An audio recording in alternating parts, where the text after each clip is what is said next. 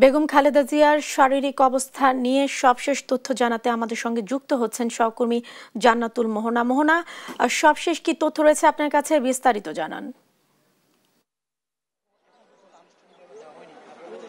আপনারা জানেন গতকাল রাত থেকে বিএনপি চেয়ারপারসন বেগম খালেদা জিয়ার শারীরিক অবস্থা সংকটাপন্ন হতে শুরু করে এবং তাকে আইসিইউ থেকে সিসিইউতে স্থানান্তর করা হয়। এরপরে তার শারীরিক অবস্থা ক্রমাগতভাবে অবনতির দিকে চলে যায়। তবে এই মুহূর্তে আপনাদের কাছে যে খবরটি রয়েছে তা হচ্ছে সংকটাপন্ন হলেও কিছুটা স্থিতিশীল রয়েছে তার শারীরিক অবস্থা। এখন পর্যন্ত তার যে চিকিৎসক রয়েছেন তারা চিকিৎসকদের পক্ষ থেকে কোনো সংবাদ সম্মেলন করে সর্বশেষ সিদ্ধান্ত আমাদেরকে জানানো হয়নি। তবে যতটুকু আমরা জেনেছি এখন তিনি ডাক্তারদের যে নির্দেশনা শুনছেন এবং তাদের ডাকে সাড়া দিচ্ছেন এবং আগের যে সংকটাপন্ন অবস্থা ছিল তার থেকে তার কিছুটা একটু স্থিতিশীল অবস্থায় রয়েছেন। তো এই ছিল আমাদের কাছে এখানকার মতো তার শারীরিক অবস্থার খবর। এছাড়া আপনাদেরকে আরো জানাতে চাই তার শারীরিক সুস্থতা কামনার জন্য প্রধান উপদেষ্টা থেকে শুরু করে বিভিন্ন উপদেষ্টা এবং সর্বশেষ রাষ্ট্রপতি তার দেশবাসীর কাছে দোয়া কামনা করেছেন এবং এখন এবার কেয়ার হাসপাতালে তাকে দেখতে আজ সকাল থেকে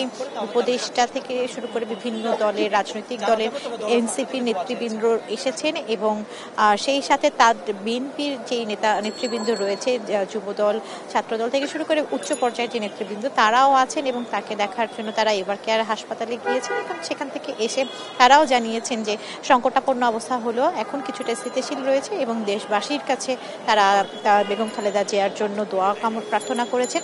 তো এই মুহূর্তে আমরা যতটুকু জানতে পেরেছি যে আগের চেয়ে কিছুটা স্থিতিশীল হলো, পরবর্তীতে কি হয় তা চিকিৎসক দলের শেষ যে সংবাদ সম্মেলন বা শেষ পর্যন্ত তারা আমরা জানতে পারবো। এখন এবার কেয়ার হাসপাতালের সামনে জড়ো হয়েছেন বিএনপির বিভিন্ন তৃণমূল থেকে উচ্চ স্তরের নেতৃবৃন্দ এবং তারা অপেক্ষায় আছেন এবং তাদের নেত্রীর জন্য দোয়া কামনা করছেন। তো এই ছিল আমার কাছে রাজধানীর এবার কেয়ার হাসপাতাল থেকে সর্বশেষ সংবাদ।